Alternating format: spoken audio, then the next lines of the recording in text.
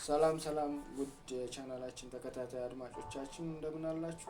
አሁን የምንገኘው በአባን ስፖርት የዩቲዩብ ቻናላችን ላይ ነው። የአባን ስፖርት የዩቲዩብ ቻናላችን ሰብስክራይብ በማድረግ አሪፍና ትኩስ የሆኑ ስፖርታዊ መረጃዎችን ቤተሰብ በመሆን ያገኙ እያለን የደወል ምልክቷን በመንካት ስፖርታዊ መረጃዎችን በጊዜ እንዲደርሳችሁ አድርጉ። በተጨማሪም ላይክ በማድረግ ለሌሎች ተደራሽ እንዲሆን ላይክ ማድረጋችሁን እንዳትረሱ። በዛሬው ፕሮግራማችን የ12ኛ ሳምንት የእንግሊዝ ፕሪሚየር ሊግ ጨዋታ ዛሬ በዕለተ ቅዳሜ በርንሌይ ከቼልሲ በትርፍ ሙር ከቀኑ 9 ሰዓት ተኩል ሲል የሚያስተናግድ ይሆናል። ቼልሲ የማሸነፍ ግስጋሴውን የሚያስቀጥል ይሆን የሚለውን እናያለን። በሌላ ጨዋታ ማንቸስተር ሲቲ ወደ ሴንት ጄምስ ፓርክ አቅንቶ ኒውካስትልን የሚያስተናግድ ይሆናል። ማንቸስተር ሲቲ ከመሪው አርሰናል ያለውን የነጥብ ልዩነት ወደ አንድ ያጠባ አርሰናል እስኪጫወት ድረስ ወይስ ኒውካስትል ከውጤት ቀውሱ ይወጣል የሚለውን እንመለከታለን። በሌላው ጨዋታ ሊቨርፑል በአንጻሩ በአንፊልድ ኖቲንግሃም ፎረስትን የሚያስተናግድ ይሆናል። ሊቨርፑል ከውጤት ቀውሱስ እንዴት ይወጣል እናያለን። ወደ መጀመሪያ ነጥባችን ስንመለስ በርንሌይ ከቼልሲ የሚያደርጉትን የእንግሊዝ ፕሪሚየር ሊግ ጨዋታ እንመለከታለን። የ12ኛ ሳምንት የመጀመሪያ የቀን የምሳ ሰዓት ጨዋታ በርንሌይ ቼልሲን የሚያስተናግድ ይሆናል። በተርፍ ሙር ላይ ቼልሲ በወረቀት ደረጃ በ12ኛ ሳምንት ቀለል ያለ ተጋጣሚ የሚያገኝ ይሆናል። የማሸነፍ ግምትም ለቼልሲ ተሰጥቷል። ከዚህ በፊትም ባላቸው የእርስ በርስ ግንኙነት 17 ጊዜ ተገናኝቷል። 12ቱን ቼልሲ በማሸነፍ የበላይነት ይዟል። 5 ጊዜ አቻ ሲወጡ በአንጻሩ በርንሌይ 1 ጊዜ ብቻ ማሸነፍ ችሏል። አሁንም ቢሆን ቼልሲ የማሸነፍ ግምት ተሰጥቶታል። ምንም እንኳን ክሬቲቭ ተጫዋቹን በጉዳት ምክንያት ቢያጣም ኮል ፓልመርን በጉዳት ምክንያት ቼልሲ ኮል ፓልመርን ግልጋሎት አያገኙም። ላቪያም በዛው ልክ በጉዳት ምክንያት ከጨዋታ ውጪ የሆነ ተጫዋች ነው። በዛሬው ጨዋታ ላይ ቼልሲ ምን አይነት ፎርሜሽን ይዞ ይገባል? የፓልመርን ቦታስ በምን መልኩ ይሸፍናል?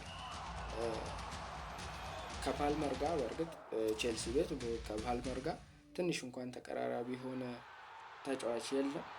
ምን ያህል ጠቃሚ ተጫዋች መሆኑን በዚህ መረዳት እንችላለን። ኮል ፓልመር አለመኖሩ አንደኛ በክሬቲቭ በኩል ቼልሲ በጣም ይጎዳል። በሱ ቦታ የሚጫወተው እና ሳንቶስ 17 ዓመቱ ወጣት ሳንቶስ ነው። እሱ ደግሞ ከፓልመር ጋር በደንብ የተራራቀ ተጫዋች ነው። ባለው ጥራት አንጻር የእድሜም ጉዳይ ስለሆነ ያንን ቦታ በማን ይሸፍኗል? ወይስ ጆ ፔድሮን ወደ ኋላ ስቦ 9 ቁጥሩን ዴላፕን ይጠቀሙታል? እሱ ነው። በእርግጥ ብዙ ላይንአፕ ላይ ተመልክቼዋለሁ። ይህን ኢንፎርሜሽን ይዞ ይገባል የሚሉ ግምቶች አሉ። ባክፎሩ በፎፋና እና በቻሎባ ጥምረት በግራ ፉል ባክ በኩል ደግሞ ሌፍት ባክ በኩል ኩኩሬላ፣ በራይት ባክ በኩል ሪስ ጄምስን ይጠቀማሉ ተብሎ ይጠበቃል። መሀል ላይ ሞይሴስ ካይሴዶን እና ኤንዞ ፈርናንዴዝን ይጠቀማሉ። 4-2-3-1 ፎርሜሽን ይዞ ይገባል ተብሎ ይጠበቃል። ሁለቱ ኤንዞ ፈርናንዴዝ እና ሞይሴስ ካይሴዶ ሲሆኑ ከፊት ያሉት ሶስቱ ደግሞ እንደ የፓልመርን ቦታ ለጃው ፔድሮ ሰጥቶ በግራ በኩል ጋርናቾ በግራ ዊንግ በኩል በቀኝ ዊንግ በኩል ኔቶን ተጠቅሞ 9 ቁጥሩን ዴላፕ ይመራዋል ተብሎ ይጠበቃል። የኮል ፓልመር አለመኖር በቼልሲ ቤት በጣም እየተቸገሩ ተመልክተናል። ምን ያህል ወሳኝ ተጫዋች መሆን እንደሆነ ልክ አንድ ተጫዋች ሲጎድል ነው የምናውቀው እና ቼልሲ ቤት ላይ በ2024 2025 የውድድር ዘመን ለቼልሲ 37 የፕሪሚየር ሊግ ጌሞችን አድርጓል። ከነዛ ውስጥ አንድ ጌም ብቻ ነው ከ38ቱ አንድ ጌም ብቻ ነው ሚስ ያደረገው። 15 ጎል እና 8 አሲስት አድርጓል እና ወደ 23 የሚጠጉ ጎል ኮንትሪቢዩሽን አለው። ይህ ደግሞ በጣም ወሳኝ ተጫዋች ነው። በ38 ጌም ያደረገው ሞይሴስ ካይሴዶ ነው ለቼልሲ፣ በሱ ይበለጣል። ሞይሴስ ካይሴዶ ምን ያህል ቁልፍ ተጫዋች እንደሆነ ለቼልሲ በሰፋ ባለ ምዕራፍ እንመለስበታለን። እሱን በሰፊው የምናወራ ይሆናል። በጊዜው የፓልመርን ቦታ ጆ ፔድሮ ይጠቀሙታል የሚል ግምት አለ። እሱን ይጠቀሙታል ኤንዞ ማሬስካ። በመቀጠል ማንቸስተር ሲቲ ወደ ሴንት ጄምስ ፓርክ በማቅናት ኒውካስትልን የሚያስተናግድበት ጨዋታ እንመለከታለን። ማንቸስተር ሲቲ ከመሪው አርሰናል ያለውን የነጥብ ልዩነት ወደ 1 የሚያጠብበት እድል ነው። አርሰናል እሑድ ዕለት በደርቢ ጨዋታ ነጥብ የሚጥል ከሆነ ወደ 1 ለማጥበብ ከፍተኛ የቤት ስራ ዛሬ ጨርሶ የአርሰናልን ጨዋታ ቁጭ ብለው ማየት ይፈልጋሉ። ኒውካስትል በአንጻሩ ከሽንፈት ቀውሱ ለመውጣት ማንቸስተር ሲቲን ይገጥማል በሜዳው። እንደ ዛሬ ያው እሱ ነው ታላቅ ጨዋታ። ሱፐር ሳተርዴይ ምሽት 2 ሰዓት ተኩል ሲል የሚገናኙ ይሆናል። ሲቲ ያለፉትን 2 የእንግሊዝ ፕሪሚየር ሊግ ጨዋታዎችን በማሸነፍ ኒውካስትል ደግሞ በአንጻሩ 2 የፕሪሚየር ሊግ ጨዋታዎችን በመሸነፍ የሚገናኙ ይሆናል። ሲቲ በመጥፎ አቋም ላይ የሚገኘው ኒውካስትልን በሜዳው ሄዶ የሚገጥምበት ጨዋታ ላይ እንደ ሮድሪ ያሉ የባሎን ዶር አሸናፊ እና ኮቫቺችን የመሰለ ተጫዋቾች ግልጋሎት አያገኝም በጉዳት ምክንያት። በአንጻሩ ኒውካስትል እንደ በርን ያለ ምርጥ ዲፌንስ ለሀገሩ እንግሊዝ ለመጠራት ምርጥ ብቃቱን እያሳየ የሚገኘውን በርንን በብሬንትፎርድ ጨዋታ ላይ በ2 ቢጫ በቀይ በመውጣቱ ምክንያት ግልጋሎቱን አያገኝም። ሌላው ዊሳን ከብሬንትፎርድ ያስፈረመው ተጫዋች በእርግጥ በክረምቱ የዝውውር መስኮት ካስፈረመው በኋላ ምንም አይነት ለኒውካስትል ምንም አይነት ጨዋታ አላደረገም። ይሄንን ተጫዋች በጉዳት ምክንያት ያጣል። በጉዳት ምክንያት ከስብስብ ውጪ ነው። እስካሁን ድረስም አንድም ጨዋታ ለኒውካስትል አላደረገም። ማንቸስተር ሲቲ በዛሬው ጨዋታ ያው የተለመደው ፎርሜሽን ጋርዲዮላ ከዚህ አመት በፊት በነበሩት አመታት ምን ያህል ቦል ፖዚሽናል እንደሆነ እናውቃለን እና ሮድሪ በነበረ ሰዓት የሚጫወትበት ኢንፎርሜሽን አሁን ኳስ እየሄደ ባለበት መንገድ ትንሽ ቀየር አድርጎታል። ምክንያቱም ቲሙን ባላንስ ለማድረግ እየተጠቀመ ያለው ፎርሜሽን ዛሬ ይጠቀማል ተብሎ ይጠበቃል። 4-1 የሚለውን ፎርሜሽን ይዞ ወደ ሜዳ ይገባል ተብሎ ይጠበቃል። ኒውካስትል በአንጻሩ 4-3-3 ፎርሜሽን ይዞ ይገባል ተብሎ ይጠበቃል። በመሀል ሜዳ ላይ ትልቅ ፍጥጫ እንመለከታለን። አሪፍ ጨዋታ ይሆናል ተብሎ ይጠበቃል። ይህ ጨዋታ ላይ እንደ ጆሊንተን፣ ቶናሊ እና ብሩኖ ጉማሬሽን ያጣመሩ የኒውካስትል የመሀል ሜዳ ሞተሮች ከሲቲ 5 የሚድፊልድ ተጫዋቾች ጋር የሚጫወቱ ይሆናል። እንደ ፎደን ያሉ ክሬቲቭ ተጫዋቾች ጃኒ ሬጃንደርን ይጠቀማል ተብሎ ይጠበቃል። በርናንዶ ያለ እና ኒኮ ጎንዛሌዝን ይጠቀማል ተብሎ ይጠበቃል። ፊት መስመሩን በኤርሊንግ ብራውት ሃላንድ ይመራል። ኤርሊንግ ብራውት ሃላንድን ስናወራ ምን ያህል አጥቂ እንደሆነ ሲዝኑ ላይ በዚህ ሲዝን በደንብ ዶሚኔት እያደረጉ ካሉ አጥቂዎች እንደ በአውሮፓ ቁጥር አንድ ነው ማለት ይቻላል። እና በፕሪሚየር ሊጉ ባለፉት ፕሪሚየር ሊግ 11 ጨዋታዎች ኤርሊንግ ብራውት ሃላንድ 14 ጎል እና 1 አሲስት በማድረግ በፕሪሚየር ሊግ ኮከብ ጎልን እየመራ ይገኛል። ይህ ማለት ከሚጫወተው በላይ ጎሎችን ያስቆጥራል ማለት ነው።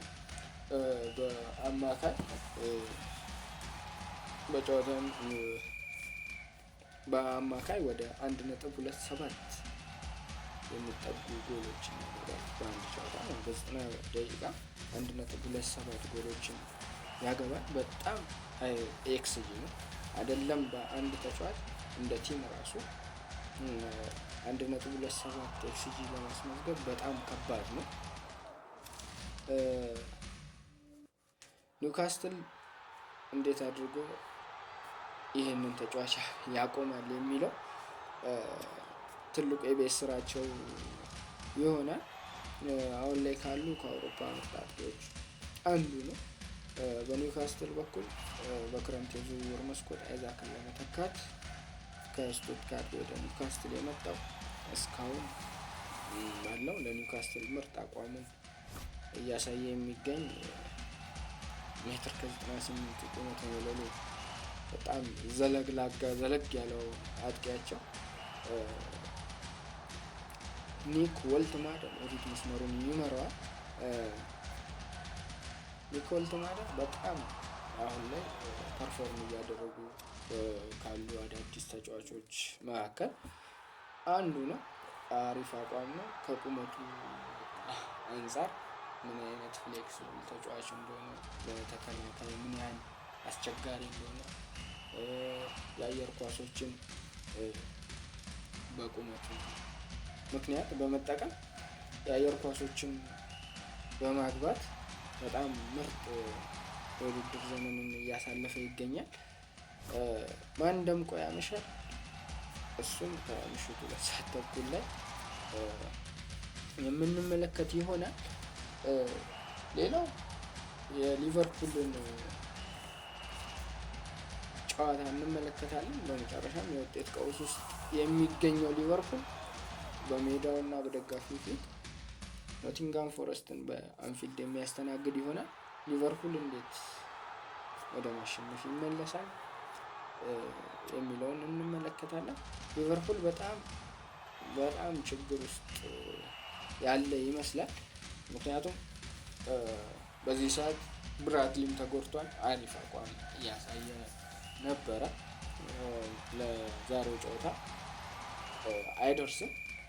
በዛኛው በኩል ደግሞ ኬርኬዝ ምርጥ ፎርም እያሳየ አይደለም። እሱም ቦታ ሮበርትሰን ይረከባል። ሜቢ በቀኝ በኩል ያለው ራይት ባኩ በጣም የሳሳ ነው። የሮበርትሰን ቦታ ቢያንስ ኬርኬዝ አቋሙ ሲወርድ ሮበርትሰን ተተክቶ የበፊቱን አምናውን ቲም ይዞ ይገባል ተብሎ ይጠበቃል። በዚህ በቀኝ በኩል ደግሞ የትሬንት አሌክሳንደር-አርኖልድ መውጣት በጣም ቡድኑን እየጎዳው ይገኛል። ያው ከዚህ በፊትም ሊቨርፑል ብዙ ጊዜ ተመልክተናል። በቀኝ በኩል ፍሪምፖንግን ያስገባል፣ ብራድሊን ያስገባል። በአንድ ጌም ውስጥ 3 ተጫዋቾችን በራይት ባክ ይሞክራል። ሰቦዝ ላይ ያለ ተጫዋችን ስቦ ራይት ባክ ጋር ሲያጫውተው ተመልክተናል። ምን ያህል ችግር እንዳለበት ያስታውቃል። በጣም እሱም ቦታ አሁንም ብራድሊ አሪፍ በሆነበት ታይም ጉዳት አስተናግዷል። እሱም ለዛሬ ጨዋታ አይደርስም። ስለዚህ በዚህ ቦታ ማንን ይጠቀማሉ? እሱ የአርነ ስሎት የቤት ስራ ይሆናል። ሌላው ኮናቴም ወጥ አቋም እያሳየ አይደለም። ምናልባት አሪፍ ፎርም ላይ የሚመጣ ከሆነ ቫን ዳይክ እና የኮናቴ ጥምረት አሪፍ የሚሆን ከሆነ ሜቢ ዲፌንሱ ኦርጋናይዝድ ሊሆን ይችላል፣ በቀኝ በኩል ካለው ውጪ ማለት ነው። ወደ መሀል ስንመጣ ሶቦዝላይን ወደ ኋላ የሚስቡ ከሆነ ግራቨንበርክ እና ማካሊስተር ከዊርትዝ ጋር ይጣመራሉ ወይ ሌላ ጥያቄ ነው እሱ። ዊርትዝ ከነሱ ጋር ሲሆን ምን ያህል እየተቸገረ እንደሚገኝ ሊቨርፑል ከዚህ በፊት ያሉ ጌሞችን ተመልክተናል። ሳላም ደግሞ አምና ካለው ፎርም አንጻር በጣም የቀዘቀዘበት አመት ነው ከዚህ በፊትም ካሉት አመቶች እና ቦክስ ውስጥ የሚደርስበትን ፕሬዘንስ በጣም ቀንሷል። ምክንያቱም 9 ቁጥር ስለመጣ በፎልስ ናይን ነበር የሚጫወቱት በአርነ ስሎትም ከዘንድሮ ውጪ አምና በመጡበት አመትም ከዛ በፊትም በክሎፕ ጊዜም በፎልስ ናይን ስለሚጫወቱ ሳላ በጣም ቦክስ ውስጥ ፕሬዘንስ ያደርጋል። ለዛ ነው በጣም ብዙ ጎሎችን የሚያገባው እና ወደኋላ የመመለስ እንትኑ ያ ጥያቄ ውስጥ ቢገባ ፊት ላይ በጣም ፐርፎርም ስለሚያደርግ ለቼልሲ ለሊቨርፑል ብዙ ጎሎችን እያበረከተ ይገኝ ነበር። ዘንድሮ ግን በጣም ቀዝቅዞ ይገኛል። ምክንያቱም የአርነ ስሎት ፎርሜሽን በጣም እየተወሳሰበ እና ችግር ውስጥ እየከተተ ይገኛል። ወደ ቤንችም ይውረድ የሚሉ አሉ። አርነ ስሎት ፎርሙን ቢያስተካክል ሳላ ወደ ፎርሙ ይመለሳል ይሉም አሉ። በእርግጥ አይዛክም አሁን ተነስቷል። ምናልባት በጣም ትልቅ የራስ ምታት የሆነ የቤት ስራ ይጠብቃቸዋል። ይህንን እንዴት አድርገው ይጠቀማሉ? በራይት ባኩ በኩል ደግሞ ምን አይነት መፍትሄ ያመጣሉ የሚለው በጣም ይጠበቃል እና 9 ቁጥር ላይ ደግሞ ኤኪቲኬ ኦር አይዛክ የሚለው አለ። እሱንም አይዛክ ያው የመጣበት ዋጋ ሎድ ስላለው 130 በጣም ሎድ ስላለው ኤኪቲኬ ደግሞ አሁን ላይ ባለው ፐርፎርማንስ በጣም ፐርፎርም እያደረገ ስለሚገኝ እሱን ማስቀመጥ በጣም ይከብዳል። ስለዚህ ማንን ያስገባሉ ማንን ያስቀምጣሉ? ምናልባት አይዛክ ጉዳት ስለመጣ እሱን ቤንች ያደርጋሉ። ያው የሚጠበቀው ፎርሜሽን ነው። በቀኝ በኩል ግን ትንሽ የሚከብዳቸው ይመስላል። ብራድሊም ተጎድቷል። ፍሬምፖንግም ያው ቢኖርም ትንሽ ይከብዳል፣ ተጎድቷል። እሱም ስለሌለ እንዴት አድርገው በቀኝ በኩል ያለውን ይወጣሉ የሚለው ዛሬ 12 ሰዓት ላይ ትልቁ የቤት ስራቸው ይሆናል። ያው ኖቲንግሃም ፎረስት በጣም ለሊቨርፑል በጣም የዛሬ አመት አስታውሱ እንደሆነ አንዱን አቻ አንዱን አሸንፎታል ሊቨርፑልን እና ምን ያህል በጣም ፈታኝ ቲም እንደሆነ ሊቨርፑልን አምናም ያው ካቻምናም አሸንፎታል።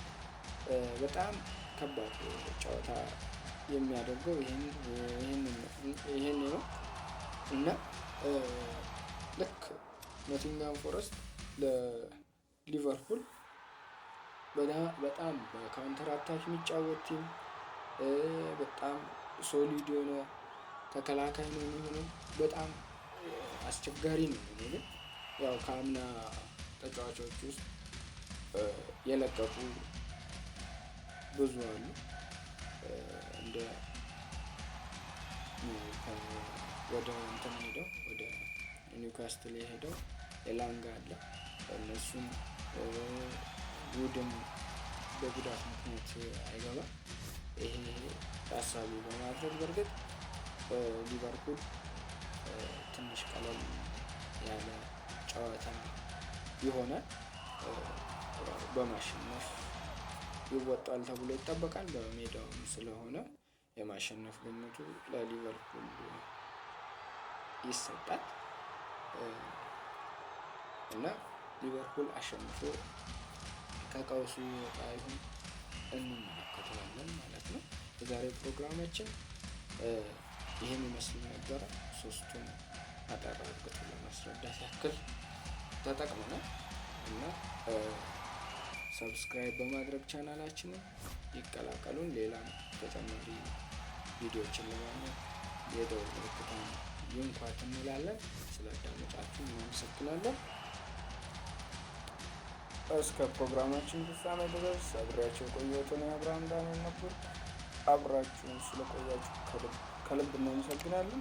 ሰብስክራይብ ያላደረጋችሁ ሰብስክራይብ አድርጉ። ሰብስክራይብ ያደረጋችሁ ተጨማሪ ስፖርታዊ መረጃዎች እንዲደርሳችሁ የደወል ምልክቷን ተጫኑ እያልኩኝ የዛሬውን ፕሮግራማችን በዚህ ያጠናቅናል። መልካም ቀን ይሆንላችሁ።